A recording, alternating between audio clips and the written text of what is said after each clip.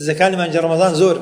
ئەو دزانە یەکلاوانە تەلڤیزۆنە ساحن و تەلڤیزۆن بە مسلسل و حەڵقە و بەرامج و وانە خوا لە ئامادە دەکەم مەلايين دۆلاراتی لێ سەرف دەکەن خەڵکەکەی مەشغوڵ دەکەن ئەو مانگە پیرۆزە خەڵکە لەمە هەم لە دیار مسلسلاتی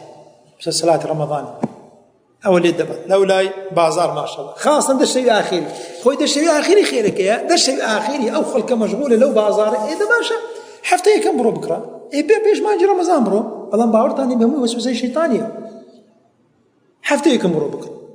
دەشەوەکە ئاخیری مەکڕە جلو بەرژی جەژن و دوو لە ڕوتان پێڵا و شەرزات و خواردن و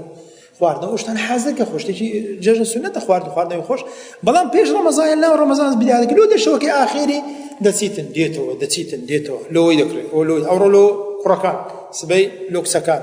زبەی لۆ گەورەکان ئەو جارەی وەڵاوی دەگۆڕین وەڵاو ڕقەمەم بەدڵ نییە وەڵاو حەزمەم بەدڵ نییە وەڵاو لەونەم بەدڵ نییە ئێدە باشە دەشەوەکان و دەڕواتن و هیچی نەکرد لەیلەتول قەدرەکە خۆی دەم دەشەوی ئاخر ئێستا هاوینە هەر زۆر کورتیشە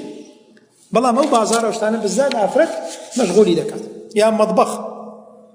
ئەو مەطبەخە ئەو شیوەی لێ دەوشێنێت دەچێت خۆشتێکی چاکە بەرماگەدار بە چەندەوە تەعام لێ دەنێ ژیانی هەموو لە مەطبەخەیە بابەت و خۆ لەو ڕەمەزانەمانەوە نیە دوو بەس لە مەطبەخێ بی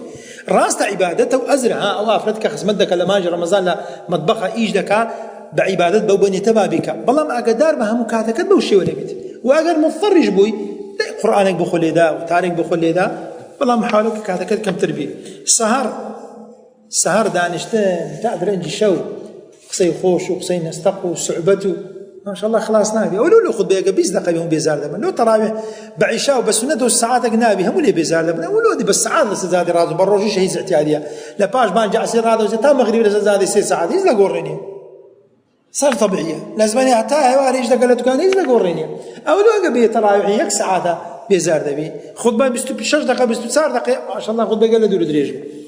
و تارش دەی نیم ساعاتە 35 دقیقە 25 دقیقە ماشاءالله و تارەکە لە درێژ ئەدی بەو شیعانە دەرێت سەو ڕافضانە بس ساعات قصي لو خلى بأو رجي دانج أو زاد قيري بأو رجي 2 ساعات وساعات بنام رب العالمين مش سمعوا طاين له معمم مكان إخوانها مش قم رأي وباطل أو رافضة كان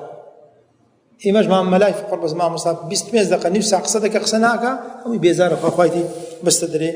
بس تو مالي وزان لسزني محطيبو أو يقلد زكاني ترسيه وقلت ما موبايل وإنترنت وفيسبوك أو شتاني براستي مشغولي كردي سلفي صالح بجهاد مشغول بون والله جهاد كفار قدار استاخلك بجهاز مشغول جهاد نا جهاز حرفك هم قرا وهي مشغول ما شاء الله طبعا لو قلت ما بجهاد دي كفار مشغول بنك ويستاوي داعش وقاعده وانا ده كان قدار بايد اني استان فيروز لو انا بريئه